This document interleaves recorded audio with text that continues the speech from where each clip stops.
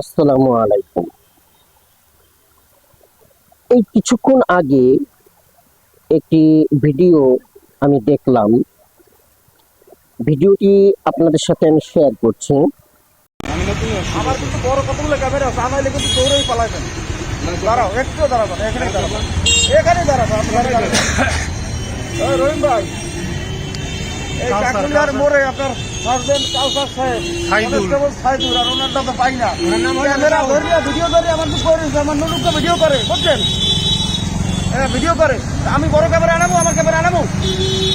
বড় হয়েছে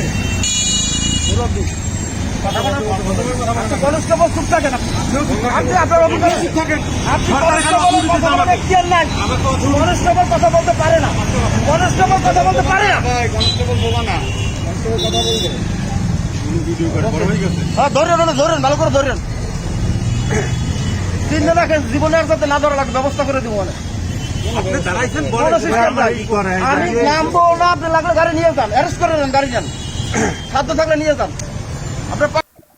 এই ভিডিওতে দেখা যাচ্ছে যে লোকটি, যে ডিউটিরত সার্জেন্ট অফিসার সম্ভবত আর কি, কাইসার হামিদ, যে নাম বললো উনি আর কি, যে ওনার সাথে তর্ক বিতর্ক করতেছে।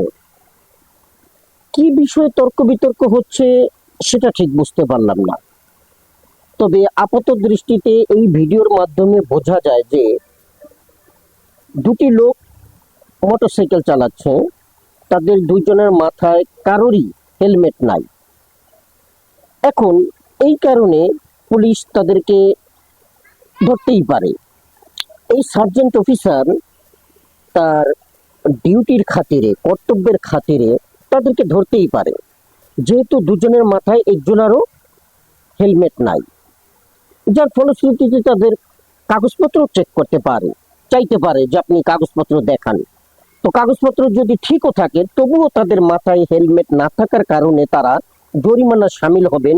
এটা আমার জ্ঞানে আমি বুঝি যেটা।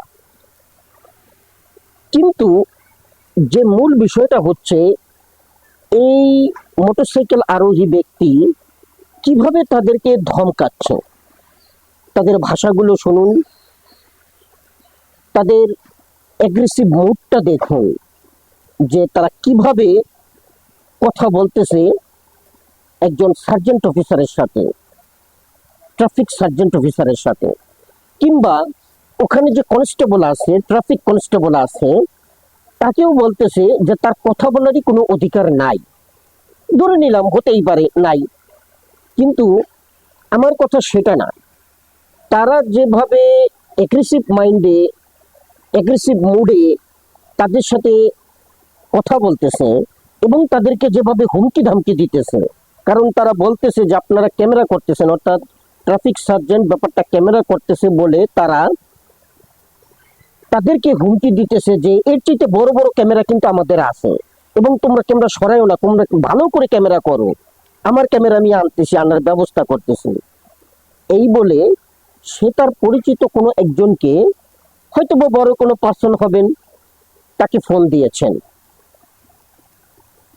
এখন আমার কথা হচ্ছে, আপাত দৃষ্টিতে এই ঘটনাটি যা দেখতে পাচ্ছেন, হয়তো বাহিরে অনেক কিছু হতে পারে, বা অন্যান্য ঘটনাবলীর পরিপ্রেক্ষিতে হয়তো বা উনি দোষী নাও হতে পারেন।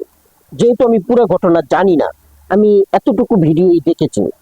তো এতটুকু ভিডিওর আলোকে আমি যতটুকু বুঝি যে এই লোকটি অবশ্যই অপরাধী দুটি কারণে। এক নম্বর কারণ হচ্ছে, সে দুজনের একজনের মাথায়ও হেলমেট নেই।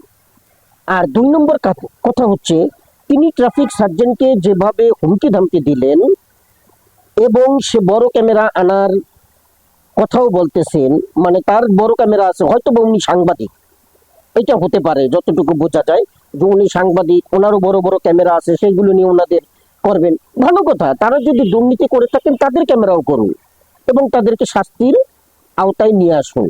এই জন্য আপনাদেরকে আমি বাহবা দিব এবং মোটরসাইকেল আরোহীদেরকে আমি ধন্যবাদ জ্ঞাপন করব যদি আপনারা এই কাজটি করেন। কিন্তু আপনারাও তো সঠিক কাজটি করেননি। আপনারা যে মাথায় হেলমেট দেননি, এই জন্য তো আপনারা জরিমানার আওতায় অবশ্যই পড়েছেন। এখন আপনি নিজে নিয়ম ব্রেক করে যদি আপনি আবার গলাবাজি করেন এবং হুমকি ধামকি দেন। আপনি বলতে পারেন তাদেরকে, অন্য ভাষায় কথা বলতে পারেন, আপনার টোনটা একটু নরম সুরে হওয়া উচিত ছিল। কিন্তু আপনি যেভাবে হুমকি ধামকি দিলেন, আপনি একজন জার্নালিস্ট হতে পারেন, একজন জার্নালিস্ট, সেই সুবাদে আপনি বড় ক্যামেরা আনার হুমকি ধামকি দিচ্ছেন। আবার আপনার পরিচিত কাউকে ফোন দিয়েও তাদেরকে বুঝাতে চাচ্ছেন যে আমার বড় বড় লোকের সাথে, উচ্চপদস্থ লোকের সাথে আমার হাত আছে, তাদের সাথে আমার উঠা বসা আছে, তোমাকে আমরা ইচ্ছা করলে যা কিছু তাই করতে পারবো। এটার কি কোনো শাস্তি নেই? আর সবচেয়ে বড় প্রশ্ন আমার এইখানেই, সরকার কি এতটাই দুর্বল এদের কাছে? এই দুইটা লোক এত বড় অন্যায় করলো, দুইটা অন্যায় করলো, অথচ এদের শাস্তি কি সরকার তাদেরকে দিতে পারবে না? তাদেরকে দেওয়ার ক্ষমতা কি সরকারের নাই? এই সমস্ত ব্যাপারগুলো সরকার এড়িয়ে যায়, প্রশাসন পারে না তাদের সাথে তাদের উপযুক্ত ব্যবহারের শাস্তি দিতে।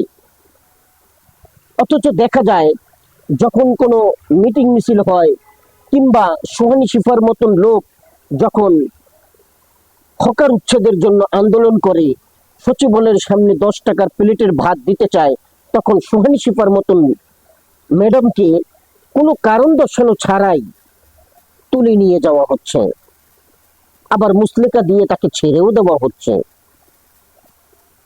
কেন? সরকারের আইনের এই বৈষম্য কেন?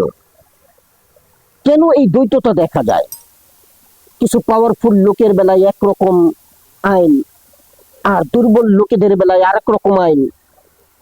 সবল লোক হলে তাকে এড়িয়ে যাওয়া, আর দুর্বল লোক হলে তার উপর ঝাঁপিয়ে পড়া। এই কি সরকার আইন তৈরি করেছেন? আমাদের সরকার কি আমাদের দেশের আইনটা এইভাবেই তৈরি করেছেন? এটাই আমার জানার ইচ্ছা। ধন্যবাদ। আসসালামু আলাইকুম।